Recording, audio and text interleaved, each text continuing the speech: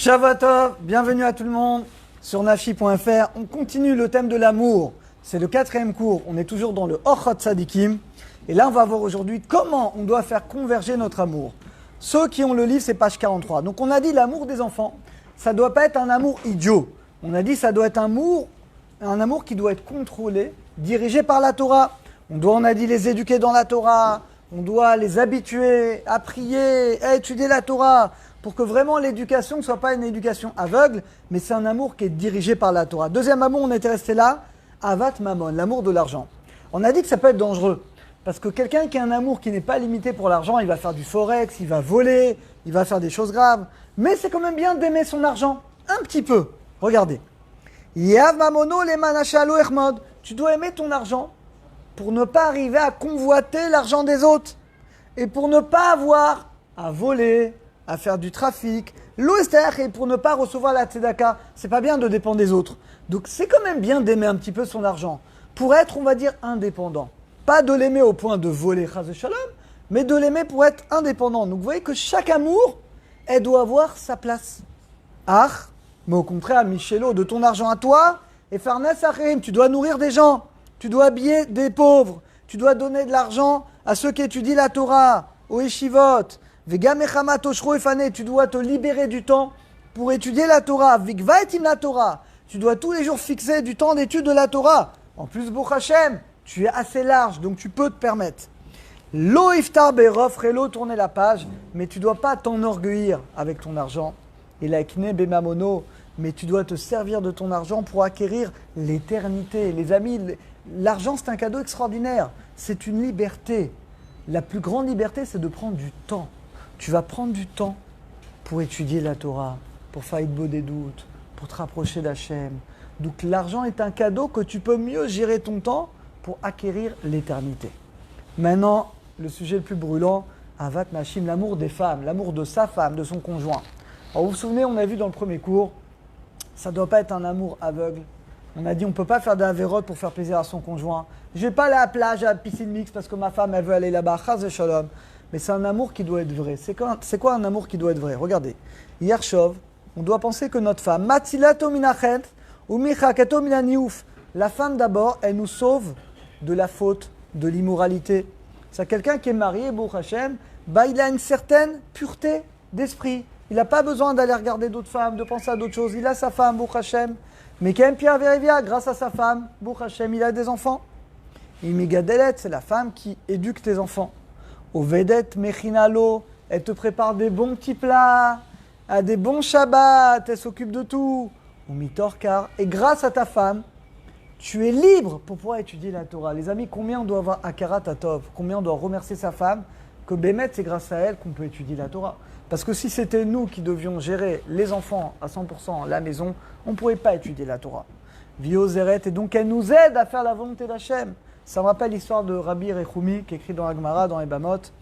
C'est un Rav qui, chaque année, il partait étudier la Torah loin. Il rentrait la veille de Kippour. Il restait les fêtes. Et une année, il était tellement pris dans son étude qu'il a oublié de rentrer. Sa femme, elle a pleuré. La Gemara dit au moment où la larme de la femme, elle est tombée par terre, l'échelle s'est cassée, il est mort. De là, dit la Gemara, un homme doit faire très attention de ne pas faire pleurer sa femme, de ne pas la faire souffrir. Mais on doit avoir la reconnaissance que c'est Baruch Hashem, c'est grâce à elle. Elle nous aide à avoir la tête propre. Elle nous aide à éduquer les enfants, celle qui éduque les enfants plus que l'homme. Celle qui fait que la maison, elle est bien. Et c'est grâce à elle, finalement, qu'on peut étudier la Torah. Donc un homme doit avoir beaucoup de reconnaissance envers sa femme. Avat avi veimo, l'amour de son père et de sa mère. Regardez, même ça ne doit pas être un amour aveugle. Alors même s'ils font d'Avéroth, tes parents, ils disent de la Shonara, tu vas dire rien, tu vas dire ah oui, t'as raison, tu vas soutenir quand ils font de marloquette, une querelle, tes parents.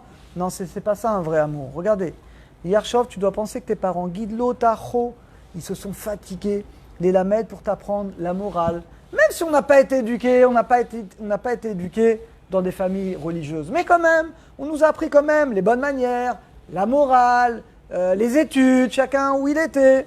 Oro Nichonore Torah. Et donc, on a fait des mitzvot grâce à eux. Kaved et avicha, voilà, on vient de dire les 10 commandements. Hachem te demande d'honorer ton père et ta mère. Et Chav et les frères et sœurs également, tu dois les aimer. Shem oskim la vio, Pourquoi? Parce qu'ils t'aident à grandir. Tes frères, tes sœurs, normalement, ils t'aident à grandir dans la morale, dans la droiture. Où il y a ça, et ben nous, comment on doit leur rendre? Et là, regardez, c'est le contraire de ce qu'on fait. On doit les ochicham, on doit savoir les réprimander.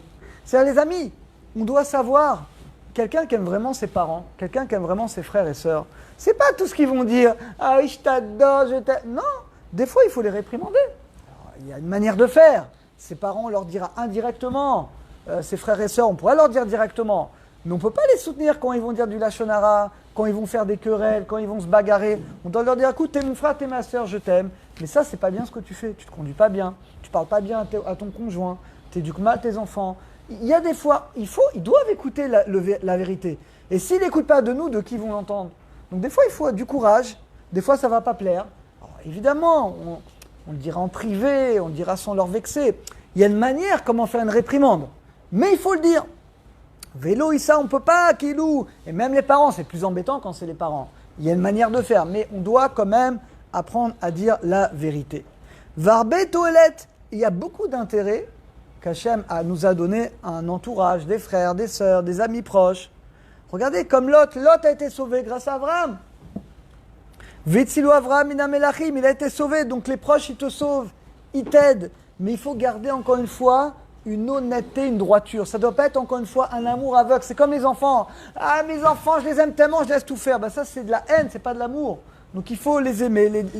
L'amour doit être dirigé par la Torah. Et ben c'est pareil, l'amour des parents, l'amour des frères, l'amour des sœurs doit être dirigé par la Torah. Et le test, ben le jour où il y a une querelle dans la famille, il y a du lachon hara, il y a des gens qui font de la vérote, on doit avoir l'honnêteté d'aller voir la personne entre quatre yeux et lui dire la vérité.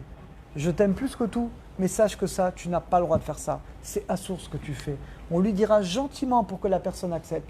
Mais on ne peut pas mettre des œillères, et c'est mon frère, ma soeur, mon père, ma mère, tout ce qu'ils font, amen, amen, et même s'ils font un développement. Non, ça c'est pas la volonté d'Hachem. On a une responsabilité, les amis, et on doit s'y tenir. Et on doit faire la mitzvah. Vafta l'eracha kamocha. Je dois aimer chaque juif. Mais aimer chaque juif ne veut pas dire fermer les yeux. Zekla gadol batora, et c'est la règle générale dans la Torah qui ce que tu n'aimes pas qu'on te fasse, ne le fais pas aux autres. Ve'esh toelet, et il y a un grand intérêt pour celui qui se conduit bien, gentiment avec ses amis. Toelet achat, il dit ça, c'est dans ce monde-là. On doit aider chaque juif au maximum de nos possibilités. Imipol, si tu as un ami qui tombe, il passe une épreuve, peu importe l'épreuve, ça peut être de santé, de parnassa, tu dois l'aider. Yarbé, tu dois l'aider, tu dois prier pour lui. Imiamod Adam Egdo, s'il y a des gens qui veulent lui tomber dessus, tu vas l'aider, mais tu vas l'aider de manière intelligente avec la Torah. Tu vas pas faire des avérotes pour lui, mais tu vas faire des mitzvot. Vim tavo alav tzara vekom itzarim, et s'il souffre, tu vas souffrir avec lui. Donc conclusion, les amis, on va s'arrêter là. Même l'amour du père, de la mère, de sa femme, des enfants, des amis, même ça, ça doit être dirigé uniquement par la Torah. Ça doit jamais être un amour aveugle, mais ça doit être un amour finalement qui est là, qui est dirigé. C'est Akadosh Hu qui nous dit comment on doit se comporter, alors qu'Hachem nous aide à se comporter envers notre conjoint, nos parents, nos enfants, nos amis, uniquement d'après l'amour, la référence de la Torah. Et grâce à ça, on réalisera vraiment le but de ce qu'Hachem attend de nous. À très bientôt.